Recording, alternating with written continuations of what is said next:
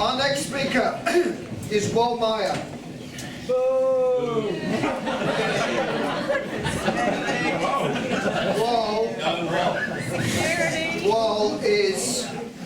Wal is a true gem in the Austinville Valley. I think of all the various people I know, he probably is I do believe he's probably the most passionate lover of this valley. Last year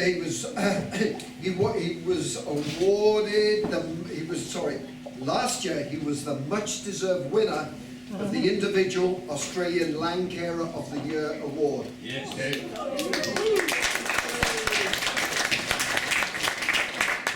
Wal has led many of us in so much native bush protection and regeneration work that this valley is now widely seen as a standout model of what can be achieved through community action directed to native bush protection and propagation. Wal's love of this valley is such that he first bought land here when he was 19. Please welcome Mayr.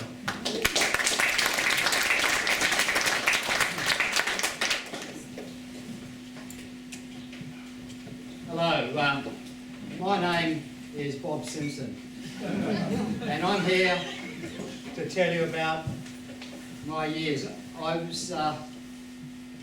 worked hard all my life as a banana farmer, but later in life I learned how to write.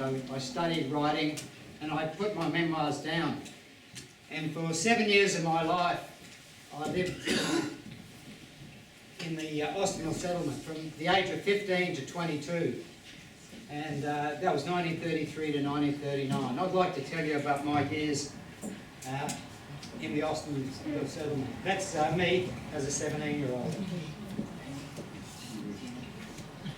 This whole area, the whole Gold Coast, was Nerang Shire in 1933. There was no Gold Coast, there was no Southport, there was no Coolangatta, it was the Nerang Shire.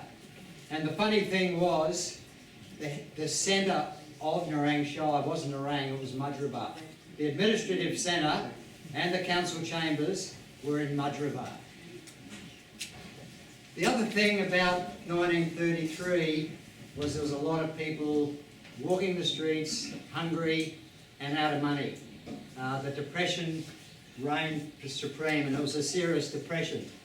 The Nerang Shire, together with the state government and a guy called William Austin, devised a scheme to settle people on government-owned land so they could earn their own money. So this scheme aimed to employ 50 families in the Nerang Shire. So you can see here, there was a ballot done. Once they got the scheme going, they put a ballot out, and 300 people applied, 300 families, and 50 families got the Guernsey to work and live and try and make a living on this settlement. You can see here there was a real in this depression they felt they couldn't fail. From our point of view, this is better than winning the golden casket. And one of the gentlemen, one of the 50 men and their families who came, he wrote a poem, and Mr. Gilding here is going to read that poem to us. That really summarises the mood. This was thrust upon me this evening. Farewell to the lights of the city, goodbye to the races and the pubs. We're off to the mountains and valleys, the deeps of the vine-tangled scrubs. Goodbye to the beer and the barmaids, though soothing they may be to the soul. And though there may be hard times before us, farewell at last to the dole. We are strong with the spirit of freedom, the spirit of pioneers, strong in the spirit of freedom and faith in the future years. Let the past despair and its failure all go to a definite hang. We are off to grow great big bananas on the mountain slopes of Nerang. So the settlement was about giving people work so they could make their own living. It was called the Nerang settlement in the records. Here it's known as the Mudgee plan. So it was sort of interchangeable. You can see that was June 33. But first of all, the families came down and they congregated just outside Clancy and Fiona's place, and they had to make the road. As Jonathan has said, the road only went as far as Hinds's Crossing. These guys took over from the relief workers, and the first thing they had to do was build a road into the settlement. So this is how they built the road, with horses, by hand, by bullock. It was incredibly hard work they had to do for 18 months to make a road into the settlement. So the settlement, the road's being built. The surveyors are then subdividing. So basically they've got to make 50 farms, and you can see going on from Russell's talk, that's the Austinville catchment.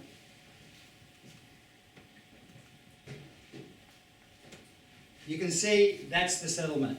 So none of this existed. This was the Nerang Shire. This was sparsely populated, and this was a major development. This is a big deal for the state government and the Nerang Shire to do this scheme in the upper Mudgee Valley. Let's have a closer look now at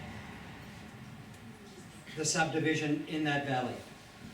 So they cut the land up into 50 blocks, and we're zooming in now right at the upper end of the valley.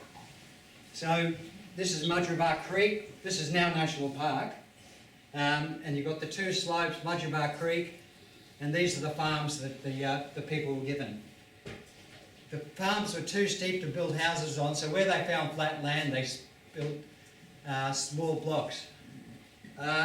As a 15-year-old, I lived on W. My dad, he was too crook to help, so I was isolated up here as a 15-year-old, working as a man trying to support my family. So this looks all very civilised, but this will show you where I lived. I lived under the pinnacle. I lived here. So it was rugged country. It was tough going. Goodness, Heather saved you. So if I went into town, I'd have to go down the road along the creek, and so there, a lot of the blocks, most of the people lived here. So this is still past the end of the present end of the bitumen. So beyond that, there was the school, there was the store, and most of the people lived here. My dad, a Boer War veteran, he lived here because he couldn't really help me a great deal. So the survey was done, the road was built, the survey was done. Then we had to clear the land. And the land was cleared by drives. So we got expert tree fellers in, professional tree fellers, and the way they would clear the land, they would cut a scarp in the trees at the bottom of the gully of the creek. Then they would systematically work up and scarp every tree in that section. Then they would find what they called a leader tree that had all these vines, and so all these other trees were just held together by vines and branches. This leader tree was at the top. They cut it, and bang, it fell into that in one swoop, and the noise could be heard 5 miles away. So what we did then, I realise now what we did, but then we just had to do the work. We had to get the scheme to work. But we destroyed a lot of country. But what we did then is we picked the best timber to make our huts. And what timber we couldn't use for our huts, we put in big piles and burnt. And it was quite amazing. Well, people came from all around the district. If you came out for a Saturday night, you'd come and watch us burn the timber. We burned it in October. That was the spring. It was dry. We cut it in around June, middle of the year, dried it out, and then we had the fires in spring. and they were dangerous. Lucky some of the people from Mutrabar came, because some of these fires got out of control. As soon as the burning was done, we would start putting the bananas in, because we had to make a living. So the first thing, as soon as the burns were done and the fires had cooled down, we started sticking the banana suckers in. The road, the survey, the burning and the suckers. So in the meantime, we started making our houses. We were each given a table, a lamp, some beds, some corrugated iron, and we were given a loan of £80 to develop our farms. So, and there was government carpenters that would come and help us build the shacks. We call them shacks, and this is a typical shack. Mine was right in the middle of nowhere, our family, the Simpson family. But we managed to make a home of these places. But that £80 that we were given by the government, as soon as we made money, we had to sell it, give it back to the government. We also, while the bananas were growing, we grew vegetables amongst the bananas. So finally, in about March 1935, the bananas started coming, and like it all started happening. It worked. We had flying foxes, part of the £80. We could do these flying foxes. Jonathan mentioned them before, from Mount Nimmel. The same thing was employed in the Austinville plantation. Vast areas of bananas. Everyone worked hard, but it was tough going. It was really tough going, because we were so isolated. Then in about the same time, we built a school. They built a school. That cost £500 to build. Now, let's not forget, this is a community of 200 people, and they thought this would be a real success. The anticipation and optimism was there that it would grow. So the Austinville School, which is right in the national park, this is nowhere near any settlement now. This is very, very isolated. They built this here, and it was made for 80 people. But as you can see, in the first year, 1934, where it started, there was 35 kids. There was a great teacher called Eric Lane.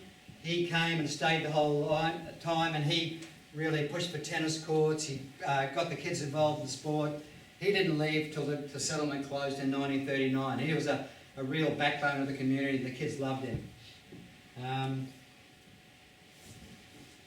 It was a good life, but it was a hard life.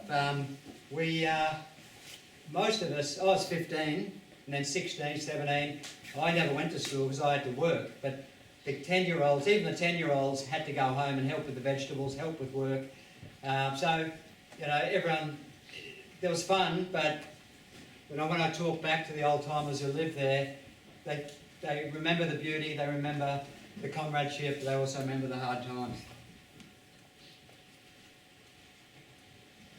Now, this is my reveal that I'd like to share with you as an old-timer from this settlement, is that 1 month before the school opened, William Austin, who pushed the whole concept of the unemployment schemes, he was a workaholic. He worked day and night. He was so concerned about the unemployment situation. He was very stressed. And he worked one Friday night right through, collapsed on his desk, went to hospital Saturday morning when they found him, and he died that afternoon. And the irony is, they were going to call the school the Upper Mudroobar Banana Land School. Believe it or not, good creative government name. But as a result of William Austin dying, it was named the Austinville School. And what sort of man was Austinville? Because eventually our community got called Austinville. Well, he was a good man, I think. He looked after the employed. He was a hard worker. And interestingly, he was a good footballer. He played for Australia. He played rugby union for Australia, playing against New Zealand and England. So I think, you know, I often thought he was some nondescript power-hungry bureaucrat, but I think this As you do. yeah. but this guy I think was a good guy. And another really interesting fact is that Fred Knack gave the land for this hall in 1937. It was only a few years before this. Austinville wasn't known as Austinville then. This was still, as Jonathan said, Upper Mudgeeraba. So he didn't want to call it Upper Mudgeeraba because the Upper Mudgeeraba Hall because it was such an overused name. So most prominent land feature nearby was Mount Nimmel, so he called it the Mount Nimmel Hall. So it was years later that this valley got called Austinville. So that's an interesting fact too. It was named before this was known as Austinville. I want to talk about a few mates of mine. This is Albie Christensen. Albie never wore shoes. He was a mate of mine. All my mates were all a bit old to go to school, and he never left Austinville. The Christensen family were one of the last families to leave, and he just loved Austinville. Later in life, he came up here. He stayed right to the 90s. He died in the 90s, and he came up here and he just lived in the bush, and he shot pigeons and turkeys, wonga pigeons and wampoos and all the things we love to watch now and photograph. He ate them. And he'd go for winter in Stradbroke Island fishing and worming. Another story about Albie is the Mayr place at the end of the valley, that was a banana farm in those days, and he was a hand there. And this is a sobering lesson for all of you. A crown fire came through. It decimated this valley. We don't think of crown fires in southeast Queensland, but there was one then.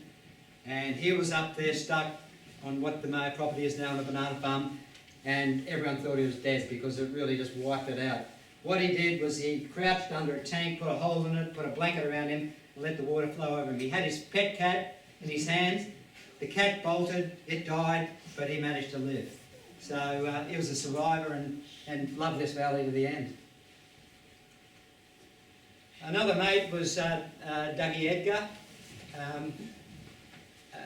Doug was part of the Edgar family. His father George was the unofficial mayor of the settlement. There was a lot of hardship as the settlement progressed, and Dougie's dad George kept it all together. And he, like me, tried to support the family.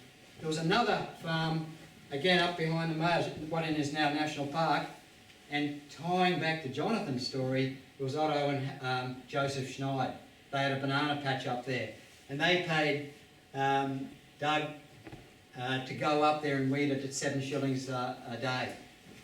So, as you know, Joseph is directly related to Rob and Curtis is the electrician that a lot of you use today. So he was the great-grandson. And there's me, 17. And yeah, I was a bit of an angry young bloke. I was a bit bitter at how hard they'd make it for us. Because I was young. My father had worked in the Boer War. I believe it was just too hard. And I just grew vegetables to supplement our income, and I didn't sell it to the store. I was a resourceful young bloke. I went to the Mudgeeraba tip and made it bite.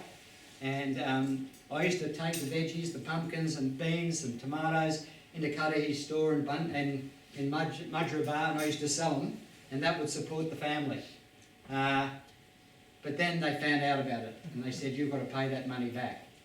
And I refused, and then the minister actually came and visited on an inspection, and he had a go at me, and I lost my temper, and I said, you carve yourself a home in the bush, and see how you go, you'd die. So I was regarded as a cheeky young lout, but yeah, what are you to do? We had to live. You can't talk about the Upper Valley and the settlement without talking about the Mecklenburg family. This is Johann and Louisa. They got the land in 1910. As we can see, we've got Tom and Pat and Brianna, who are direct descendants of these people. He had 3 sons, Franz, Heinrich and Wilhelm, known as Frank, Bill and Harry. And Frank was the one who stayed on the land with his dad, and they built this slab hut. And this is a painting that's in the council chambers in the Gold Coast City. This is hanging pride of place in there in Gold Coast City. And that hut was actually moved to Vanstown and then to SeaWorld as a tourist attraction, as a bona fide slab hut. And it was from our valley, and it's where Dave Blomfield lives today. You can still see the stumps of where Dave lives. So that's a little bit of history. I cannot comprehend how they lived, because as Jonathan said, the road stopped at Schneid's. Then there was a goat track to the Hinners Crossing, and then it was all bullock and horse from there. They had dairy cows, they grew vegetables, and they got timber out. I don't know how they lived. So then, in 1933, as I mentioned, the road was built into their place. And again, they were a very enterprising family. They immediately built a mill to service the settlement. So they lived directly opposite the settlement, and they built a mill to make the cases for the bananas. That's me. I'm getting a bit older there, getting a bit of meat on me. That's Frank Mecklenburg, who owned the mill, and that's his nephew Rob. That's the first lot of timber that was cut into cases. And this is where Cleanfield lives. If those of you in the valley, that's where Cleanfield lived, beyond the gate. So there was a mill there in the 30s. And that's Rob Schneid's place now. The Mecklenburgs were good people. They weren't money hungry. There was no public transport, so the kids, they did compete. The Austinville school did compete in sports, and they went to Mudgeerbar and Burleigh to compete with other schools. They had a little A on them for Austinville. And the Mecklenburgs would take them, or Frank would take them in that truck. It wasn't workplace health and safety then. They just chucked them in the back of the truck and took them to Mudgeerbar and Burleigh. And they competed, and they took them back, and they've got stories about them singing in the back of the truck. By this stage, the banana prices had gone down, the depression had started to relieve, but this is what was happening. The rain, there was fire, the roads kept getting blocked, banana prices were down, and eventually by 1939 there was only 2 families left. And the teacher who was so loyal to the community, he got transferred, the school closed, and the community got shut down. So it lasted a little bit longer than the tramway. Star lasted 3 years. This lasted 7 years, or 6 years, 7 years. But what's sad from my point of view, and what I wrote about later in life, was, and I thought about it when I was older, when I did my writing, I wrote about this, that we cleared that scrub, we came, and effectively we left this mess. And I thought in my life it'll never get repaired. But I've seen in the last 10 years the community that's in this valley, and the funds raised to pay the expert bush regenerators who are also in this hall. They brought it back, and what we're seeing now is something I thought I'd never see in my lifetime. So you know, as a community, good on you, and thank you for listening.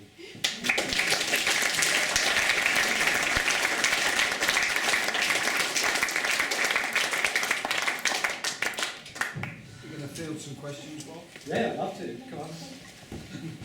What's your name? What happened to the sawmill that was just over the river as you came in? When we first moved up there, there was a guy there. That was Maxville. Yeah. He's the one who gave the land for this settlement.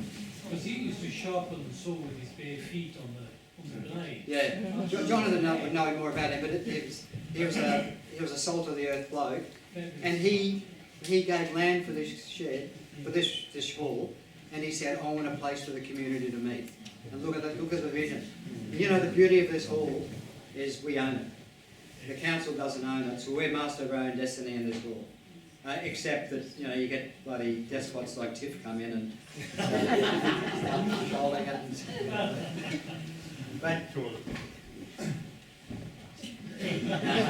he was still making tomato boxes and things. yeah, it was a salt of the earth, good bloke. Where was that? Where was that? That's near Austinville. Right there. Just as you came over the creek, it's on your left-hand side. That's really your uncle, Peter? Oh, he was a lovely person, wasn't he? Come on, I want some more questions. What year was the Crown Fire? 67, 1967. And people assumed Albie had died. So, I personally met Albie. I bought my land in 77, and when I came up here, I found this bloke, and he turned around, he was covered in blood, and he just killed a heap of pigeons he was making a stew. So, and, you know, a lovely guy, but he had just these hardest speed you'd ever see. Well, would we find any remnants of Shack W up at the Pinnacle or the Absolutely, school? absolutely. As we walk up there regularly. So now? basically, Would we see remnants of it now? yeah. And there's still shields, the survey trees there. But we've gone up, Boydie, myself, and others, and we've found remnants of the old. You can maybe talk to that more, Boydie. We found a bit of stuff up there, didn't we? Yeah, we have found. Yes. Yeah. So Hot yeah. stove and yeah. bottles. Yeah, they moved all the school and all the old shacks to the Nimmel prison farm. That's where it all went. Yeah. Well, Yeah. so that photograph you showed of one of the shacks there, Yeah. was that a Hessian? Did that have Hessian on the walls? Yeah, but that wasn't typical. Like, they had enough planks from Mecklenburg's mill. That was probably pretty early. What the government supplied was corrugated iron, and then they had whitewashed Hessian. Yeah. So, like, yeah. So it was pretty tough going. They got the minimum amount of staff, and they gradually improved it, but then a lot of people left. Imagine how cold it must have been up there. Yeah. Well, the early slide that you showed with the settlement, and you explained that kind of the coastal area didn't really exist, but was it all subdivided down on the coast in those days? No, but like It was Coolangatta, yeah. like Mudgeeraba and Narang were the centres. It was all about timber, and tourism didn't start till, like, I guess the boom started in the mid-30s, but in 33 it was about timber, and it was about bananas. It was about dairy. It wasn't about coastal tourism. So that started after that. But that's hence Mudgeeraba was the centre of the universe. Still is. Just gonna do one more question, please. Well, have you lived here all your life? No, I bought land in 77. So you went away and then came back? Yeah, I went to school at Broadbeach State School like Russell. Russell went to Surface and Heather went to Broad. So we're here in the late 60s, but not serious locals. Like we got the serious local here. But yeah, we've seen the Gold Coast change. Yeah, well, this is a serious question. Why do all banana farmers have one leg longer than the other one?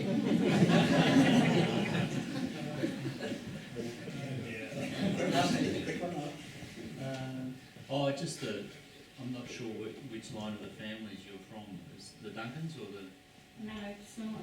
the Snides? Oh, sorry, yeah. And Max. But the first, the Duncan and Harper and the early moved down to Brisbane for the Cedar. Duncan's first house was at Wharf Street in Surfers Paradise. So there must have been a landing there or something for the timber coming down the creek. I think it was at the Cascade Gardens. Yeah. Thank you, Wal. Another